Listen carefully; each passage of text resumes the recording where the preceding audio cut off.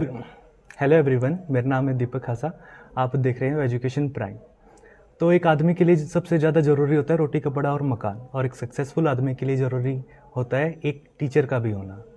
तो आज हम एक ऐसे शख्स से मिलने वाले हैं जिन्होंने घाट घाट का पानी पिया है, जिन्होंने बिहार से स्कूलिंग की है, तमिलनाडु से उन्होंने अपनी ग्रेजुएशन की है।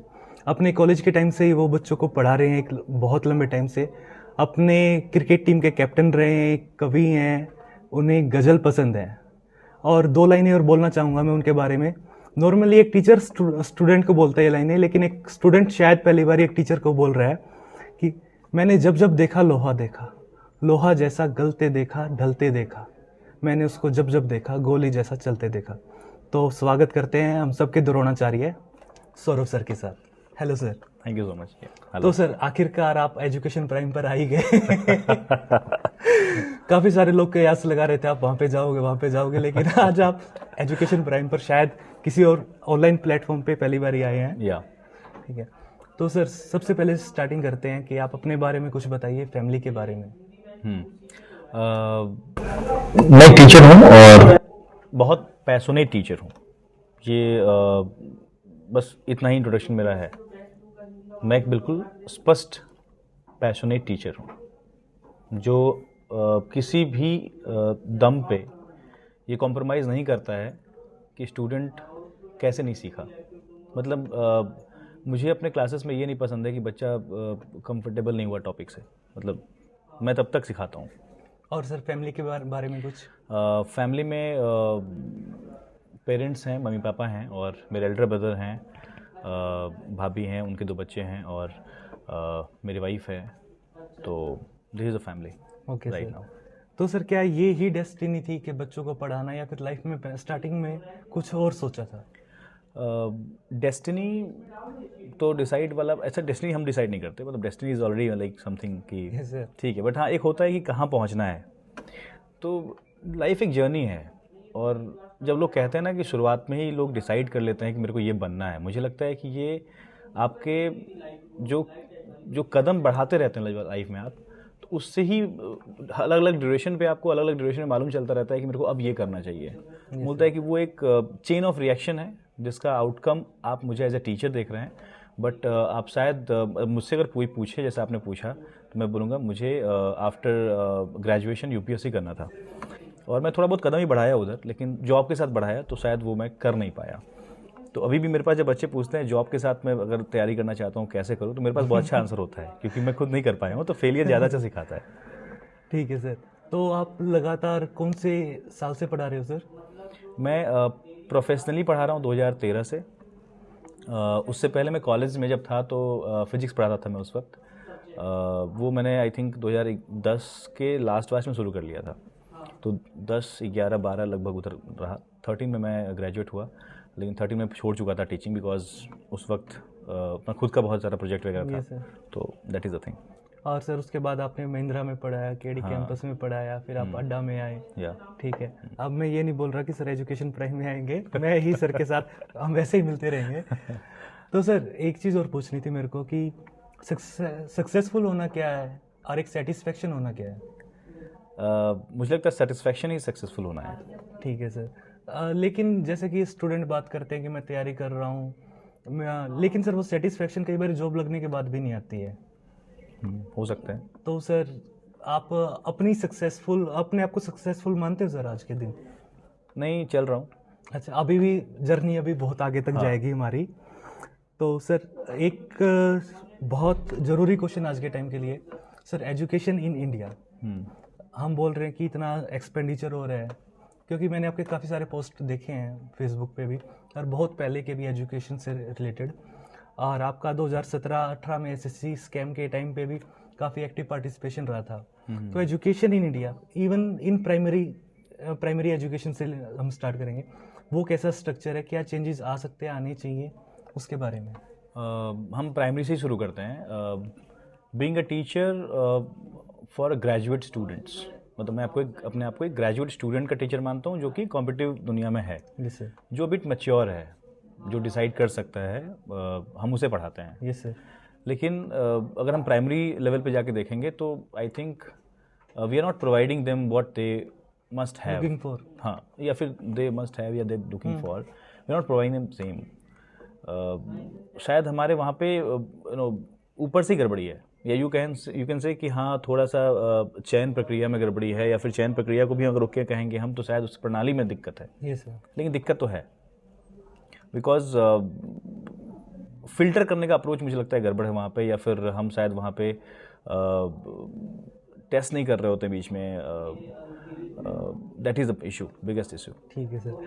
सर हम आप लगभग 9-10 साल हो गए हैं आपको इस सेक्टर में। सर जो इंडिया में जॉब आ रही है एक तो ग्रेजुअली डिक्रीज होती आ रही है, ऊपर से बैंकिंग की अगर बात छोड़ दी जाए तो सर एग्ज़ाम आ रहे हैं, कैंसिल हो रहे हैं, स्कैम्स हो रहे हैं, या फिर जैसे कि सर हरियाणा में पर्टिकुलरली बात करूँ तो सर स्कूल ही बंद कर दिए गए हैं, जिससे जो टीचर की वैकेंसी थी वो बंद हो गई है। तो जो सर जो हमारा जॉब साइकिल चला हुआ है उसके बारे में क्या बोलोगे, जो स्कैम्स है और रिडक्शन इन जॉब? मेरा इस पे ना, ये सिर्फ हरियाणा की बात नहीं है, ये बातें हर जगह की हैं। मैंने जो प्राइमरी स्कूल वाले बताया ना, भी प्राइमरी स्टूडेंट को प्राइमरी एजुकेशन ही ढंग से नहीं मिल पा रहा है। Yes sir. इसके पीछे मेरा एक बहुत सिंसियर और बहुत सीरियस कंसर्न है, क्योंकि हम बहुत ज़्यादा पास्ट को बदल नहीं सकते, हम प्रेजेंट को बदल सकते हैं। अब शायद ये जो भी वीडियो देखने वाले लोग हों उसमें ज़्यादातर यूथ होंगे।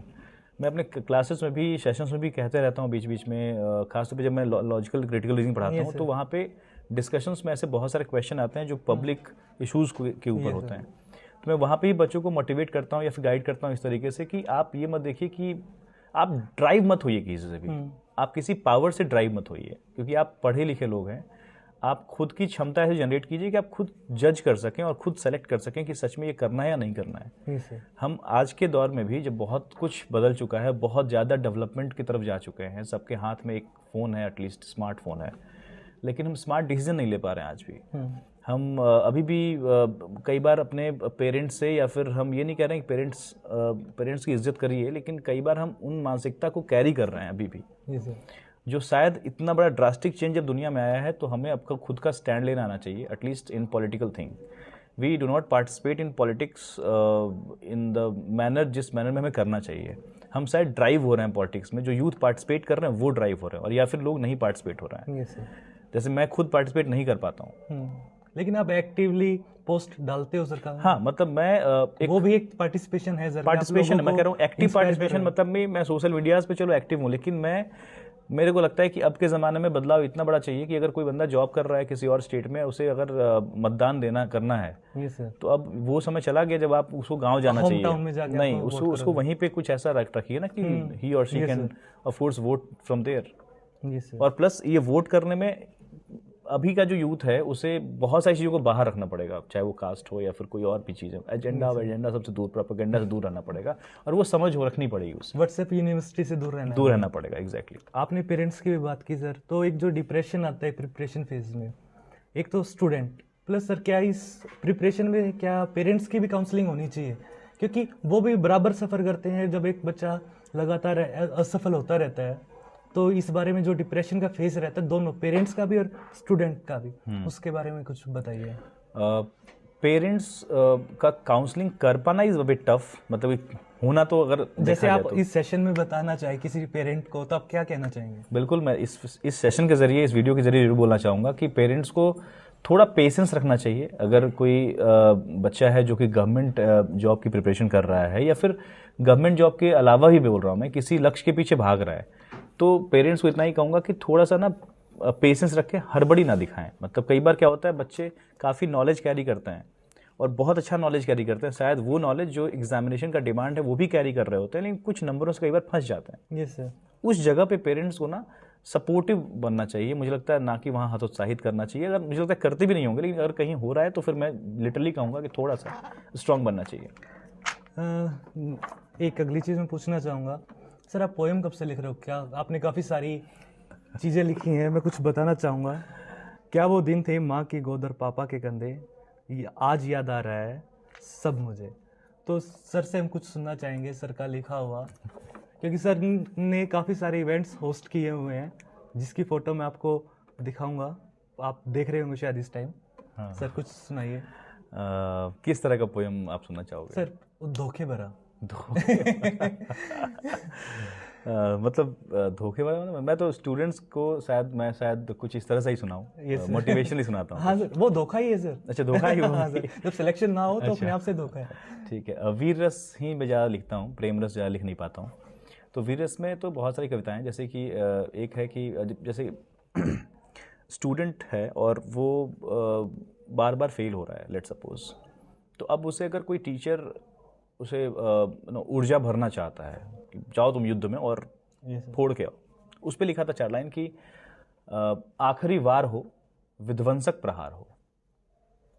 इस बार का वार ऐसा नहीं जाना चाहिए, इस बार का वार विध्वंसक चाहिए। तो आखिरी वार हो, विध्वंसक प्रहार हो, परिणाम तेरे वश में है, बस तुझे स्वीकार हो।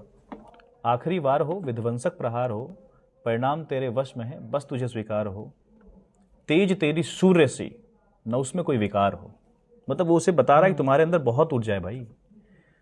आखिरी वार हो, विध्वंसक प्रहार हो, परिणाम तेरे वश में है, बस तुझे स्वीकार हो। तेज तेरी सूर्य सी, न उसमें कोई विकार हो। इस बार के युद्ध में इस पार या उस पार हो। हाँ सर, तो आपको हमारे टाइम पे भी ऐसा कुछ सुनाना चाहिए था। लेकिन इंस्पिरेशन सर स्टार्टिंग से ही देते आ रहे हैं। और एक चीज़ हम सब के मन में हमेशा से रही है कि सर सुबह से शाम तक लगातार पढ़ाते रहते हैं। सर आपकी फिटनेस का राज क्या है? पता नहीं, शायद ये मतलब जिमिंग, रनिंग, या फिर स्पोर्ट्स में थोड़ा सा मैं एक्टिव रहता हूँ। अभी भी कोशिश करता हूँ कि कुछ ना कुछ खेल लूँ। मतलब मुझे लगता है कि मैं उतना ज़्यादा, मैं जिम आज तक लाइफ में नहीं गया हूँ, कभी नहीं। मैं पेमेंट किया हूँ। हाँ सर, मतलब हम सभी करते हैं। और आपको मेरे को देख के लग रहा होगा कि मैं कुछ ज़्यादा ही सिर्फ पेमेंट कर रहा हूँ। लेकिन जा नहीं पाया मैं आज तक। एक बार गया था 1 आध महीने, बस उसके बाद फिर बंद हो गया था सर। और सर जैसे ऑनलाइन एजुकेशन में एक ट्रोलिंग वर्ड लगातार आ रहा है, ठीक है, लगातार कोई किसी के ऊपर कोई भी कुछ भी लिख रहा है, किसी भी बात के ऊपर ट्रोल कर रहा है, तो उसके बारे में आप कैसे हैंडल करते हो, या फिर क्या करना चाहिए? मतलब ट्रोलिंग इन द सेंस, देखिए कई बार होता है ऐसा, ऑनलाइन दुनिया है। मैं यही बोला ना कि बच्चों को ना मैच्योर होना बहुत ज़रूरी है। और कई बार क्या होता है कि आप वो स्टूडेंट होते भी नहीं है। Yes sir. क्योंकि जीमेल आईडी बनाना बहुत इजी है आज के ज़माने में। तो आप अपना खुद का 10 बना लो। Yes sir. कोई इशू नहीं है, बहुत बड़ा चीज़ नहीं है वो। तो मोस्टली तो पेशेंस से ही हैंडल करते हैं उससे। मतलब I used to try to ignore that thing. मतलब मैं उसको सोचता हूँ कि चलो हटाओ। कई बार सेंस भी पकड़ लेते हैं कि ये स्टूडेंट तो नहीं लिख सकता ये चीज़। Yes sir. क्योंकि हम जब पढ़ाते हैं, हम जब इनपुट देते हैं, कंसर्न रखते हैं, तो पता होता है कि बच्चे अगर बुरा भी सोचेंगे तो किस हद तक सोच सकते हैं। लेकिन कई बार मैसेज देख के समझ में आता है कि स्टूडेंट नहीं लिख सकता, शायद उसका हाथ कांपने लगेगा इस तरह का लिखने में। उस लेवल पे भी कई बार आता है। टीचर ही है। हाँ, चाहे उससे आप पढ़ रहे हो या नहीं पढ़ रहे हो। तो बस मेरा इतना कहना है कि अगर एक स्टूडेंट नहीं लिख रहा है तो मैं उसको ट्रोलिंग में नहीं मान रहा हूँ। मैं उसको एक मार्केटिंग प्रोपेगेंडा मान रहा हूँ किसी का, जो शायद ये कहना चाह रहा है कि इसको बुरा कहो ताकि बच्चे हमारे पास आएंगे।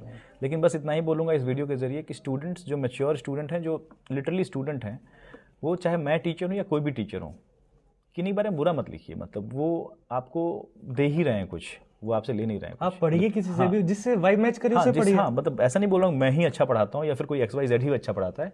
ये कनेक्शन वाली बात है। हो सकता है कि कुछ चुनिंदा लोग हैं जो बहुत अच्छे हैं, लेकिन उनमें से भी किसी को पर्टिकुलरली अच्छा लग रहा है, तो वो हो सकता है, दैट इज ट्यूनिंग। तो लेकिन उसके फिराक में फिर आप किसी और को जाके बुरा कहेंगे, दैट इज रॉन्ग। मैं तो अपने स्टूडेंट को कभी नहीं सिखाता हूँ, ना बोलता हूँ कभी कुछ लिखो किसी के बारे में, कभी नहीं। आपके दौर में भी नहीं बोला, बिल्कुल नहीं बोला बस। और हमारे दौर में कोई ब्लॉग भी नहीं हुआ यूट्यूब पे। मैं अभी भी ब्लॉग नहीं करता हूँ। शायद पूरे 4 साल में मुझे लगता है कि इक्का दो कभी ब्लॉग रेयरली सर। मतलब मेरे को भी याद नहीं है कि आपने कब किसी को ये बोला कि इसको ब्लॉग करो। हाँ, मैं नहीं, क्योंकि पढ़ना सबका हक है। हक है, हाँ बिल्कुल सर। 2017-18 में जब एक्टिवली पार्टिसिपेट कर रहे थे, उस दौर का कोई ऐसा किस्सा जो आपको अभी भी याद हो? क्या SSC की बात? SSC वाले स्कैम में? SSC स्कैम में, हाँ, SSC स्कैम एक बहुत बुरा चीज़ था। जब मैं पिछले ऑर्गेनाइजेशन में था तो बहुत एक्टिव फैकल्टी था, मैं बहुत एक्टिव। आप अभी भी एक्टिव हो सर। तो एक कंसर्न स्टूडेंट टीचर के तौर पे मैं ऐसा नहीं कि हाँ ठीक है सिर्फ बोल देना है कैमरे पे आके कि हाँ बस ऐसे करना है। ग्राउंड पे उतर के भी करना पड़ता है, और वो जब करना होता है लिटरली उसमें पेन होता है। तो मैं सच में बहुत इमोशनल इंसान हूँ। अगर मुझसे कोई पूछे व्हाट इज़ अ पर्सनालिटी, मैं बोलूँगा कि मैं इमोशनल पर्सन हूँ। और मैं अभी भी ऑनलाइन में भी जब कई बार पढ़ाता हूँ तो मैं कई बार बच्चों का स्कोर जब ऐसा होता है कि ओवरऑल क्वालिफाइड है और 0.5 से फंस गया कहीं पे, तो मैं रो देता हूँ। मतलब I used to be in tears in that time. At that particular time.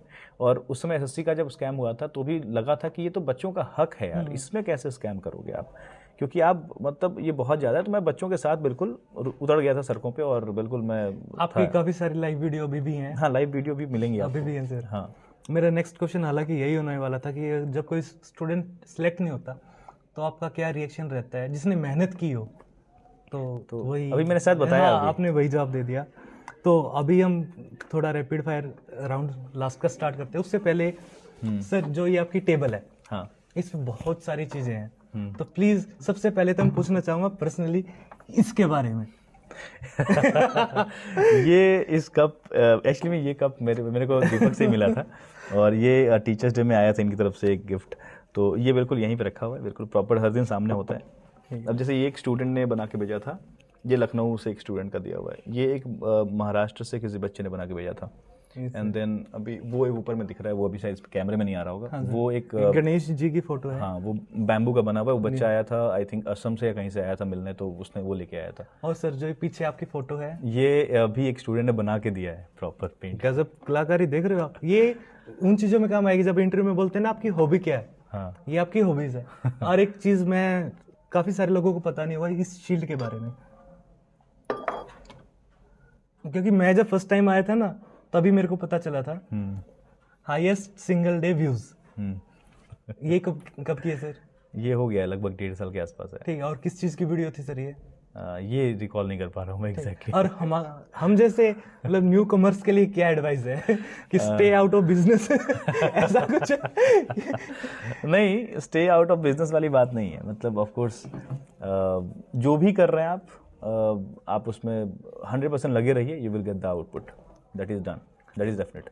Sir, कोई ऐसी बात जिसको सुन जो आपके बारे में हो और स्टूडेंट सुन के सरप्राइज रह जाए? सर, ऐसे भी हैं ऐसा कुछ? नहीं, मतलब ऐसा नहीं, वो वाली बात मत बताना। नहीं, ऐसा है कि जैसे मैं ठीक ठाक अर्न करता हूँ। हाँ। लेकिन मैं बहुत नॉर्मल नहीं, ये चीजें बच्चों को पता है, उसमें सरप्राइज नहीं होंगे। मैं बहुत नॉर्मल रहता हूँ। हाँ, मतलब ये चीजें काफी कम लोगों को पता होंगी कि सर बहुत अच्छा कमा रहे हैं। मतलब हम जैसे कई सारे पीओ सर के लिए काम कर सकते हैं, ठीक है, लेकिन सर फिर भी पीओ होता है यार। नहीं सर, ठीक है। सर की जो टीम है, जो सर के लिए काम करती है, वो हमसे अच्छा कमा रहे हैं, ये हम बोल सकते हैं। लेकिन स्टिल सर फिर भी काफ़ी हम्बल रहते हैं। सेकंड क्वेश्चन सर, आपका ड्रीम वैकेशन क्या है? ड्रीम वैकेशन इन इंडिया मैं चाहता हूँ, 2 हैं एक्चुअली मैं। एक है धनुषकोडी करके एक जगह है रामेश्वरम के पास। हाँ, मैं वहाँ जा चुका हूँ। वहाँ पे पढ़ाई भी की है सर आपने? हाँ, मैं उधर मैं जा चुका हूँ वहाँ पे। हाँ, लेकिन मतलब इतना प्यारा जगह लगा, मुझे दोबारा जाने का दिल है, मैं जा नहीं पा रहा हूँ, टाइम नहीं है इस टाइप से। और एक लद्दाख है ऑफ कोर्स, जो होता है। आप जैसे गोवा के लिए निकल गए थे पहले अनप्लान्ड, तो इस बार भी निकल जाओ सर। अभी थोड़ा सा ज़्यादा ऑक्यूपेंसी है, मतलब अभी थोड़ा सा होता है ना, टाइम का बहुत कमी है लाइफ में। और सर, पोएट और टीचर, अगर आपको एक टीचर, ये होता है स्पॉन्टेनियस जवाब। Okay sir, what inspires you? Outputs. Sir, best and worst thing about being a teacher?